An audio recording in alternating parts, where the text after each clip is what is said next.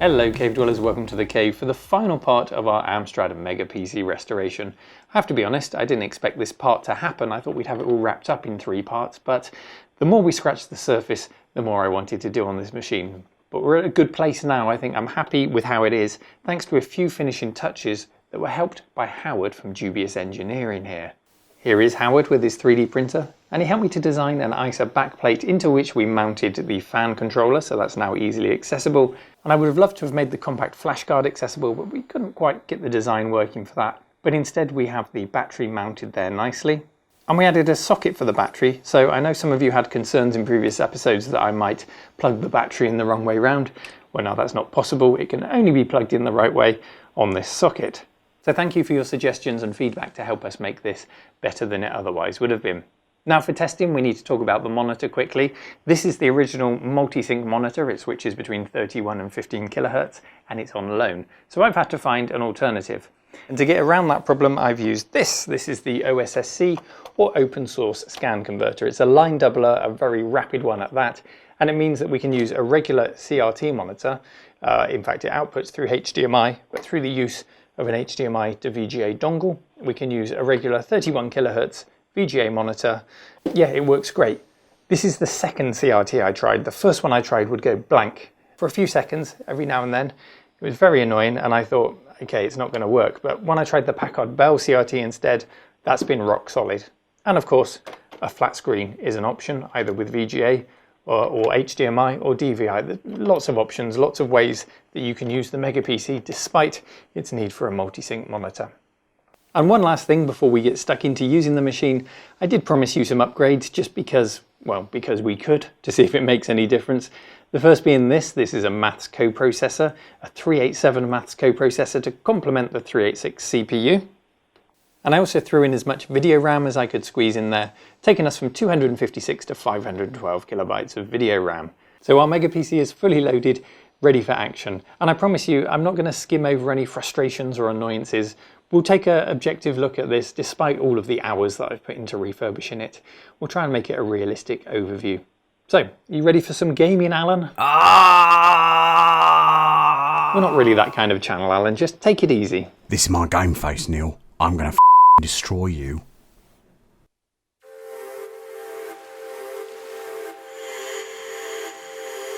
So with our Mega PC finally set up and ready, it was time to install some games. Gunship 2000 in this case, which is a great way to feel like you're in an episode of Airwolf, and it's filled with big box flight sim goodies like this keyboard overlay. I really missed the event that was opening and playing a big box PC game. Anyway, we'll pop the discs in to install our attack helicopter, and I heard you like games with your games, so while that's installing from floppy disk, we can switch our Mega PC over to Mega Drive mode, in which I'm using an EverDrive cartridge.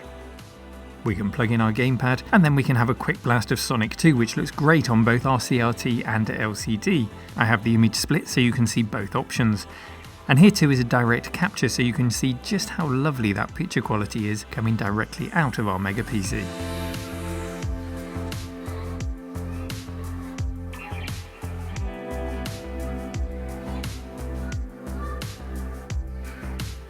And yes, this is a PAL machine, so I'm sure our friends in NTSC regions are shouting at their screens right now about how slow Sonic looks. Well, our kettles boil faster, so who's laughing now? Flicking between the Mega Drive and the PC never gets old on this machine, but there is a small change which could have made it a whole lot better.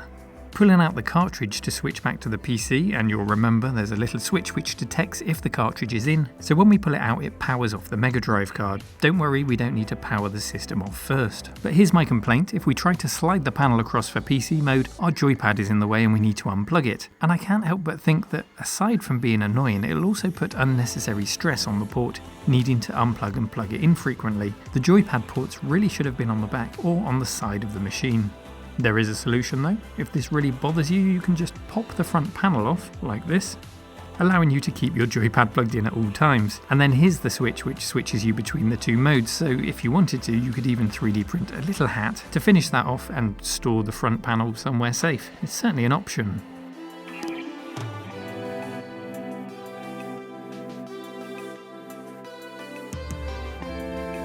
After some Sonic, our gunship is ready to take off, so we went for a little fly.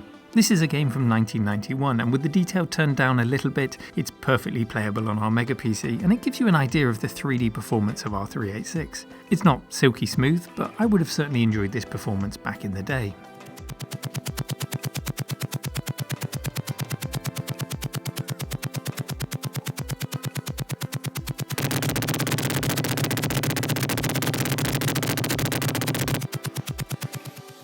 It also gives me a chance to try out the bundled Amstrad AJ5 analog joystick. Look at this little beast, clearly not modelled on any fighter jet that I know of. Alla, this is Ghost Rider, requesting a flyby. Negative, Alan, the pattern is full. The pattern is full. Highway to the danger zone.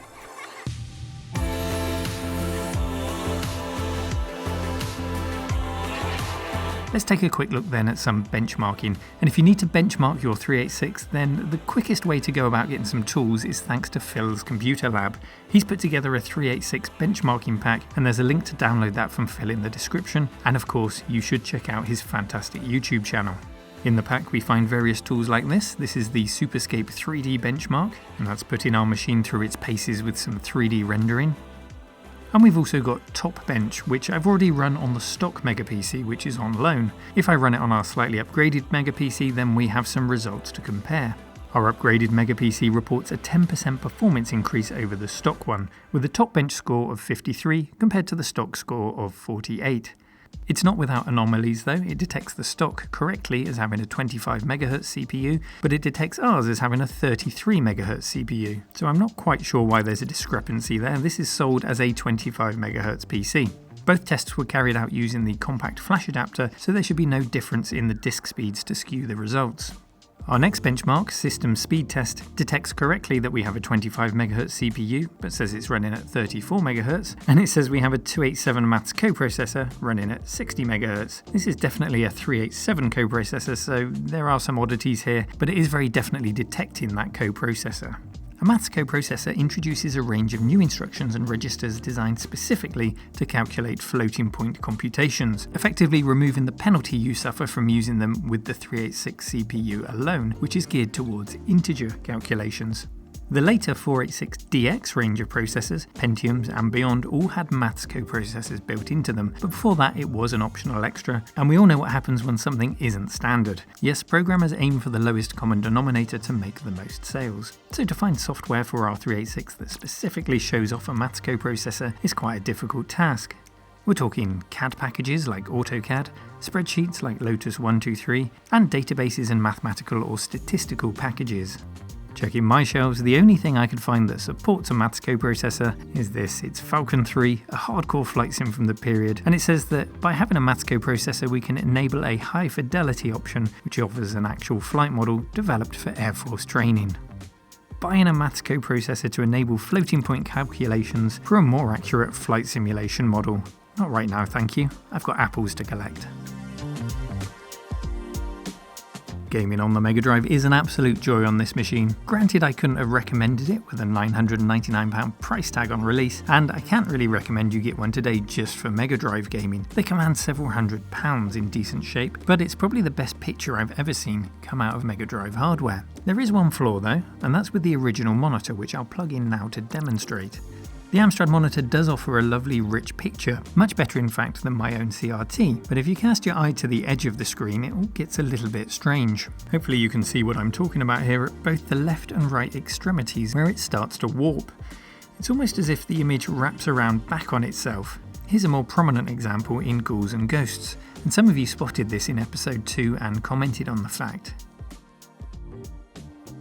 On my display on the right it's not an issue, perhaps because it's through the OSSC, or perhaps because I don't have horizontal width control on this monitor to fill it all the way to the edge of the screen, but a direct capture from the machine clears things up.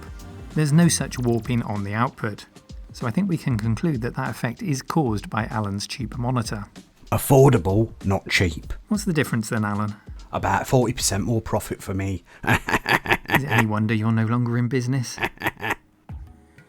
Speaking of business, let's get back to the PC side of our machine. We can of course run Windows on this. I've opted for Windows 3.11 and I've installed the Windows drivers for the video adapter, which as you can see have detected the upgraded 512K of video RAM. What does that offer? Well, quite simply, more video memory means more colours at a high resolution than the stock system. But taking the resolution to anything beyond 640 by 480 on my monitor, well, it takes us into migraine refresh rate territory. So I think this is an upgrade that benefits the LCD screen rather than the CRT. And if we take it up to 800 by 600, now you can see that it looks great on the LCD, even if it doesn't improve my Minesweeper skills. The conclusion then to our hardware upgrades today is that just because you can, doesn't necessarily mean that you should. It's fun to have these in here, and to say that I've expanded the Mega PC to something that would have been pretty beefy back in the day, but remember it was already a pretty dated machine on release. Perhaps we should just accept it for what it is. It's not your fault, mate. It's not my fault either. No refunds. Now, Amstrad being Amstrad, they always had to do something different, and with the Mega PC, it was the bundled Counterpoint software, which is on this disc. It's a nice idea. Counterpoint has a very simple GUI that lets you link DOS programs to icons and keep them organised. It's really just a launchpad into which you can arrange those icons. It's no more complex than that. When you create an icon, it's no different to making a DOS batch file. You type in the commands and link them to the icon, and then it will launch the program. In this example, I've made an icon for our Gunship 2000 game, and it dutifully launches when we click on it, returning us to Counterpoint when we quit. To further customize your Amstrad, you can then use the built-in icon editor to make a custom icon in Counterpoint. And of course, no schoolchild would ever think of using that to draw rude pictures, I'm sure. There are no mistakes when doing art, Neil. Only happy little accidents. I take it back. That's a very unhappy looking accident indeed. After extended use of the machine, I came to realise that there's this odd hybrid niche that it fills beautifully. That's the combo of Sega Mega Drive for arcade classics, of course, and on the PC side it runs all the Sierra and LucasArts point-and-click adventures I've thrown at it beautifully, as well as some dungeon crawlers and Ultima 6. What the Amstrad Mega PC became for me is not an early 90s 3D flight sim powerhouse with its Maths coprocessor, which is sort of what I had in mind, but a lovely machine to sit down at with a cup of coffee and patiently play a nice adventure game. Taking periodic breaks for a blast on Shaq Fu while you think about how to solve the next clue. It's a patient gamer's machine from an era where we could sit down and focus on that single adventure game and not be distracted by our phones or social media. But it suits our modern minds because we absolutely can fry our brains with some blast processing when our attention span runs out. So despite all its underpowered flaws for the time, this actually suits me just perfectly for a spot of retro gaming. So that wraps up our Mega PC restoration. I hope you've enjoyed the process. I hope you enjoyed seeing it in action today, and I'd love to hear your thoughts in the comments. Do leave a comment, do let me know what you'd like to see running on it, and whether you'd like one. Is this a hybrid too far, or is this a machine that you'd like to have in your collection? Let me know. I'd like to say a special thank you to Andy, who very kindly sold me this machine. He approached me and offered it to me, so I really do appreciate that opportunity. Thank you, Andy, and I hope you personally like what we've done to it, because it was caught just in the nick of time when it arrived with that leak. So I hope I've done you proud, Andy. I'm heading up to the loft now to pick out something for the next Trash to Treasure series. Until then, thank you for watching. See you next time.